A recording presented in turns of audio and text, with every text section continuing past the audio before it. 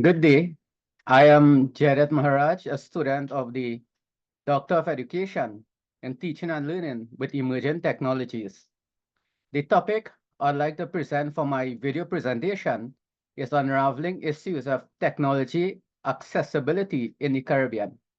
Now, I felt that this particular topic is of interest to me simply because within the Caribbean region, and if I were to narrow it to my country, my context, within my university, within Trinidad and Tobago, accessibility as it relates to technology is a key issue. This is related to ICT, related to training, and of course, access to devices so that the technology that we may implement can be accessed by our learners. Now, I know that in education, accessibility has many terms, has many meanings, sorry.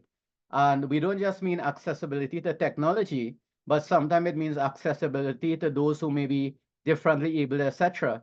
And while all of those are indirectly related to the topic, we are looking specifically here to the issue of accessibility to technology. And we're going to look at some of the models that we can use to assess the readiness of an institution to be able to implement a, a, a program of implementation of ICT for educational purposes. So looking at some key research questions, we want to understand certain things. And the first one, we want to understand how is the access gap measured in your country or our country, and what data is utilized in its measurement. So that in order to close any gap, in order to come up with a recommendation, a solution, we need to firstly understand what the gaps are. And in order to understand the gaps, we have to collect the necessary data so that we want to understand how are we measuring these gaps. So what data is being collected in our country, in our particular context, in order to measure these gaps and to determine what these gaps are. The second research question, what, if any, is the additional data that is needed to address national access targets so that besides what may be revealed within our own context, there is also a national strategic agenda. And that national strategic agenda, so for example, in Trinidad and Tobago, we had Vision 2020, now we have Vision 2030, and they all speak to digital literacy. And therefore, the context of this particular research or this topic becomes more and more relevant because of the direction of the nation, so that in order to meet national access targets as it relates to accessibility, availability of ICT for educational purposes, for the purposes of the use of businesses, the population, then we need to understand what other data do we need to access beyond what exists within my particular organization or my country. So for example, there may be global standards that guide, let's say bandwidth, for example. And we'll come to some of these as we move on. But the main point I'm making is that besides what exists in our own country, which may not be enough information, we need to be aware of what are the regional, what are the global standards, what are the standards of international organizations that would guide these particular issues and use that in tandem with the data that we have. The third research question, what data is required to access affordability? What of this, if any, is not publicly available? So having decided what is required, the second thing is to determine, is this available? So we may decide, or we may be able to assess that we need to have higher bandwidth. That is just saying that we know this is a gap. The second issue is a research. Look at our public institutions, utilities, our information and communication technology utilities, and to determine what is available to organizations, to families, to schools as individual plans, family plans, school plans, organizational plans. Because if the resources are not available to close the gap, then it means that the problem is going to persist. And it becomes now a recommendation that we need to lobby the government to ensure that we have this level of accessibility. Education is global. meaning that it, it, it, it reaches the entire population. It is not native in nature where it is just applicable to one organization or one school. It is, it transcends that and it goes to the entire uh, country. And therefore, whatever national accessibility is available, that is going to impact every organization. And the last research question that we focus on is really what frameworks would most assist your organization in addressing the access gap. Now, of course, in 10 minutes, it is very difficult, if not near impossible, to address all of these. And the first three are important, but it really comes down to the last one because we are talking about measurement, we are speaking about assessment, and in order to do that, we must assess against a framework. So we want to understand that in assessing in determining the gaps, what are the frameworks that we can use? And the presentation really focuses and narrows in on this this fourth research question. Now, what were the key articles explored? And these have been presented in APA format 7. There were three major articles that we looked at. And of course, in researching, there were many articles. There were over 15 or 20 articles that could have been used. But because of the scope of this presentation, these three articles I felt were provided the most pertinent information. And Bergstandler et al. Accessibility frameworks and models exploring the potential for a paradigm shift. And if you just read, just based on the title of the article, we know that right now we are facing a paradigm shift in education that is driven by technology and ICT, and therefore the accessibility framework and models and the potential that is explored in this article. The second one, by Casar and Padmore, investigating the Caribbean ICT landscape. And again, this allows for a little more context because we are looking just not at the ICT landscape, but that which is pertinent to the Caribbean, within which Trinidad and Tobago, Jamaica, Barbados, some of the major islands that are involved in education, part of the University of the West Indies, and other educational institutes, Guyana, etc., are involved. And then the third article, Kashorda and Weimar, ICT indicators in higher education. And this article would have provided some very pertinent models. What are the indicators in higher education that will say that we are ready or that there's accessibility or we can use to determine the level of accessibility? So I would have extracted the key assessment models and approaches that were used in these articles. And the first one is the structure of self-assessment.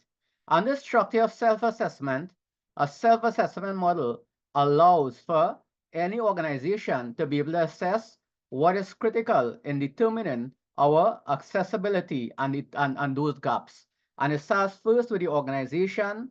We look at the requirements, we look at the evidence, the organization, course information, economy and technological financing, knowledge management, research and innovation, the student body, student support and orientation, administration, inclusion and diversity, and the teaching. We have teaching profile, teacher support, content and learning resources, learning strategies, electronic assessment, and for infrastructure, technological infrastructure and equipment, learning management platforms, assistance and technological support.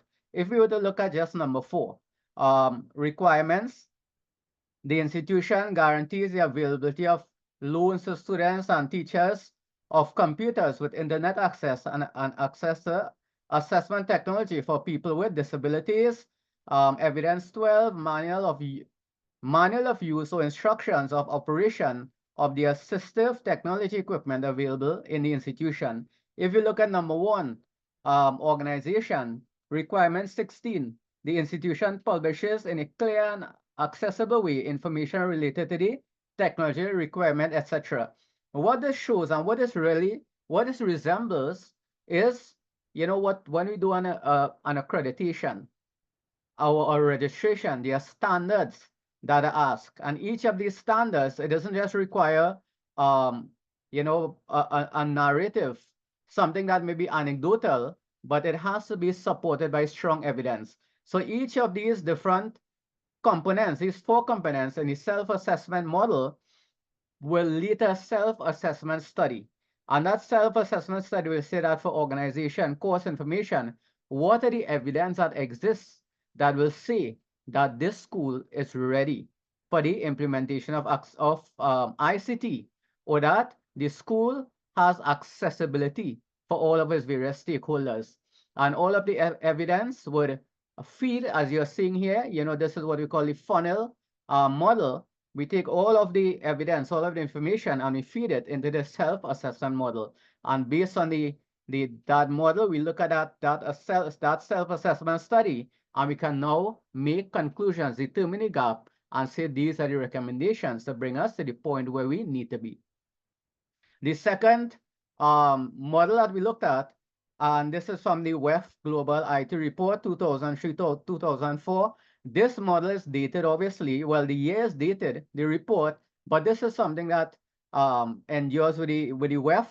And we have the Network Readiness Index. How ready are we as an organization, which is going to determine and play upon the accessibility. If we are not ready, obviously, we cannot access certain services. So we look at the environment, the market environment, the political, regulatory environment, infrastructural environment. That external environment, what you call the macro environment, impacts upon the micro environment, so that we are the microcosm, we are the institution. But what happens at the macro level impacts upon the microorganism. There's the readiness. What is the readiness of the individual, of businesses, of government? Are government ready to implement such strategies? Do they have policies in place? Have they done the consultation? Do we have all of the national infrastructure, fiber optics, etc., hotspots? Business readiness. Are businesses ready to access these services? And the individual readiness, as it comes to education in particular, is very important. Are teachers ready? Are educators ready? When we speak about the business, we speak about the university or the school, because they are organizations and businesses in a sense. And most importantly, our learners ready. What is the level of digital literacy? And all of these will be given a figure. I did not present all of this here, but all of these are given figures, percentages, and an index is worked out to determine the level of readiness. And then you have usage. What is the usage? We know that in Trinidad and Tobago, at least, there's a high usage within the Caribbean of internet services. However, what is the percentage of usage of that for educational purposes? That is something that we need to measure. Business usage and, of course, government usage. And all of these will use data gathered and various indexes to determine, and that will determine our readiness and determine the readiness framework index. This presented a particularly interesting framework by which we can, explore the issue of accessibility to ICT and usage.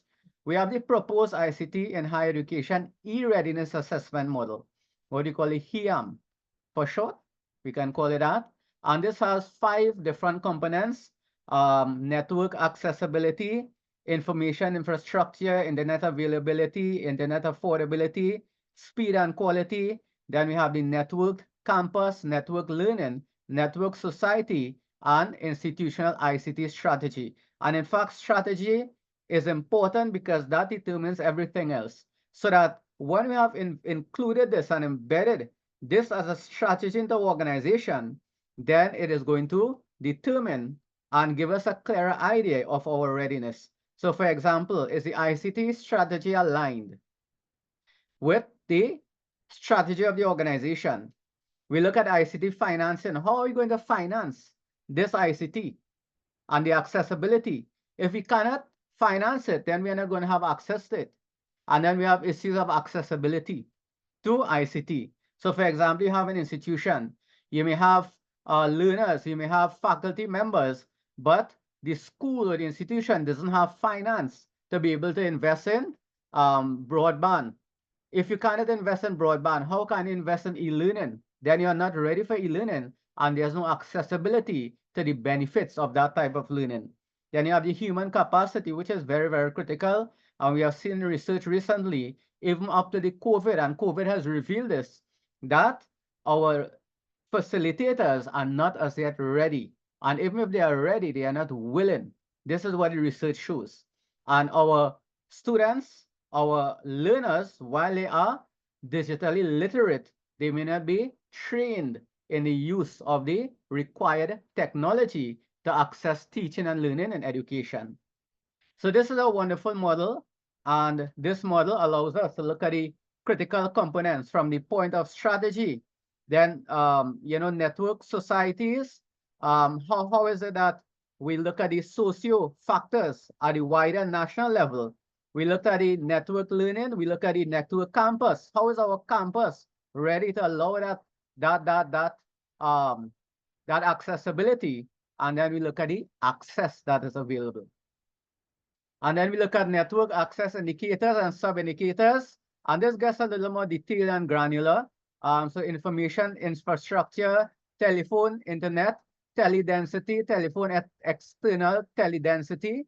And what does this mean? These are the sub-indicators. The purpose, the sub-indicators measure access to telephone services by staff of an institution. Telephone services allows communication with the outside world internally among staff with students. It allows a two-way communication for transactional communication, and therefore for accessibility to information, we need to ensure that these indicators are there. And what is the extent of the indicator to determine whether accessibility can be gained or granted.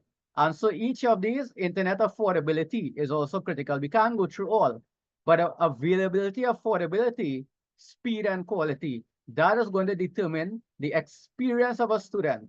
And we all know that our new, Gen Z, as we refer to them, that if they don't have availability, affordability, and speed and quality, they are not going to be engaged.